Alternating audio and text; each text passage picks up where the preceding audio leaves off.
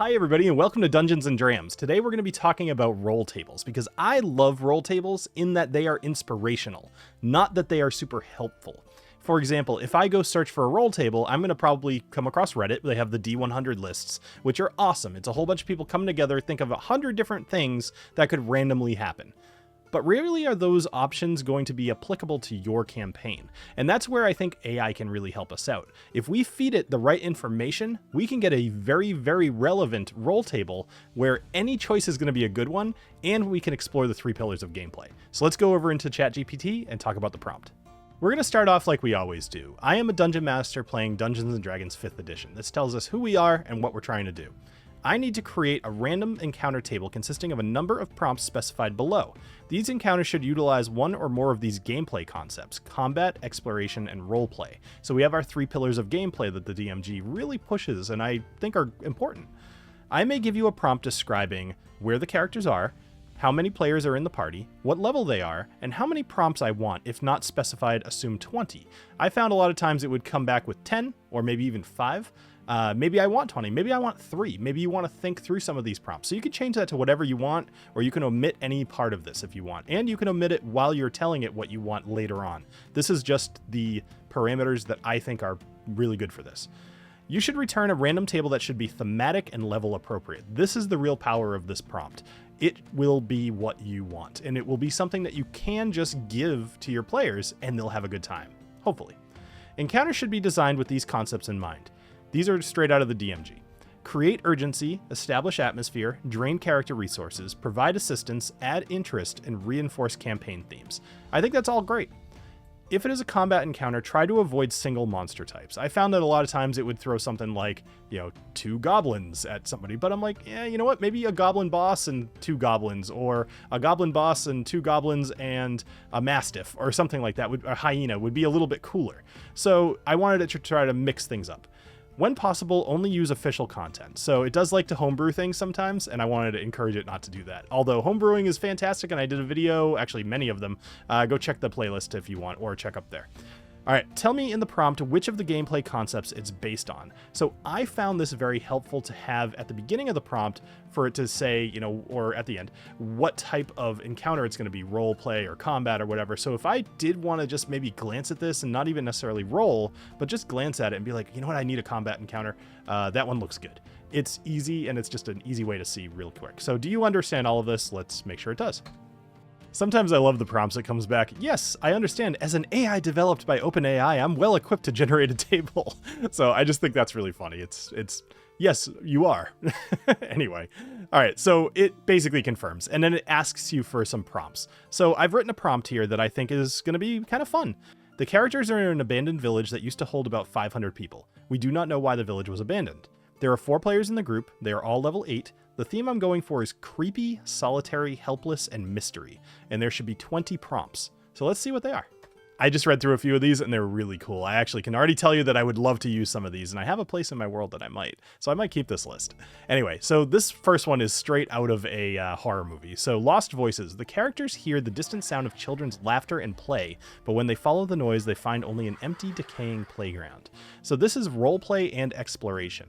Now you could do more with this. You could have your players follow it and then, they see that there's nothing there, but as they search around the playground, maybe they find something that hints at why the village is empty.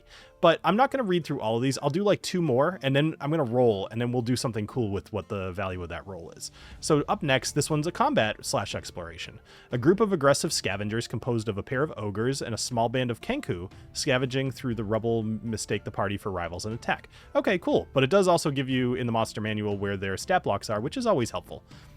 Ghostly procession. In the twilight, a spectral procession of villagers silently walk down the main street, vanishing as they reach the edge of the village.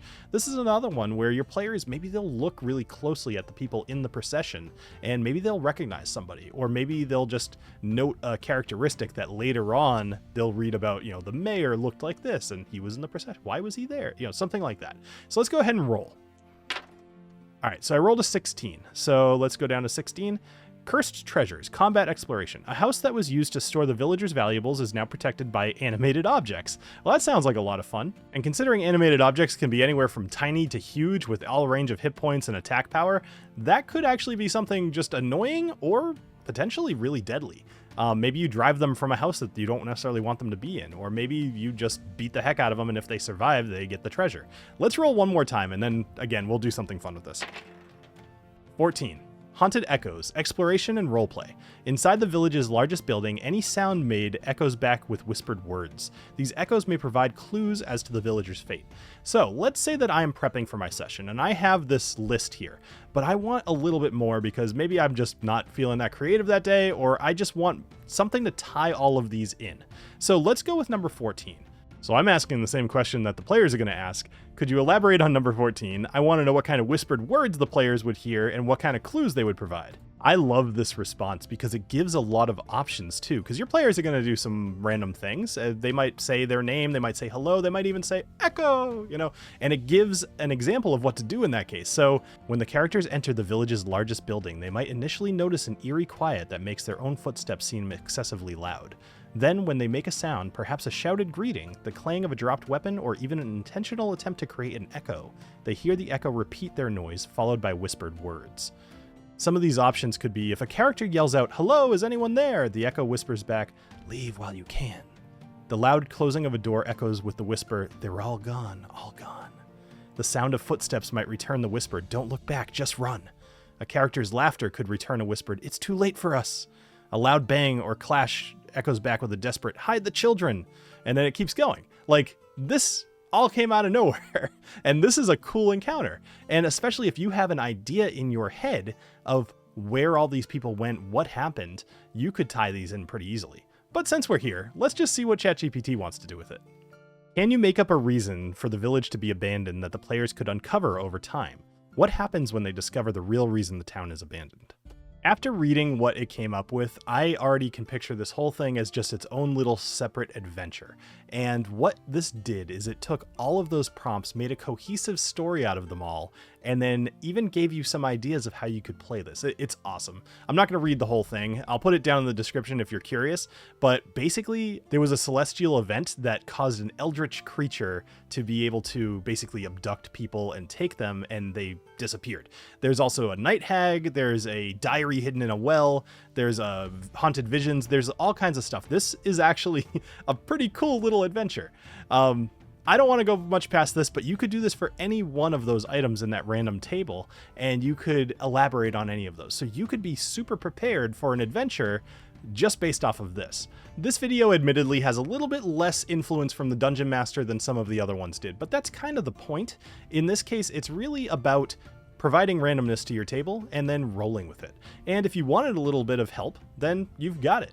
So I hope that you guys all enjoyed this video. I hope you're loving the series that I'm doing here. I'm having a lot of fun filming it, and I'm really enjoying some of the feedback that you guys are giving me in the comments. It also really helps, of course, you guys know the drill. The algorithm loves comments, it loves likes and thumbs up and all the subscribes. So thank you guys. I'm also super close to 1,000 subscribers, so if you are enjoying these, then consider subscribing. I have a whole lot more of these videos on the way, and we also do a live play every Monday, so if you're interested in joining that, then come join along. But either way, I hope you continue to enjoy the channel, and I hope you have a great rest of your day. Cheers.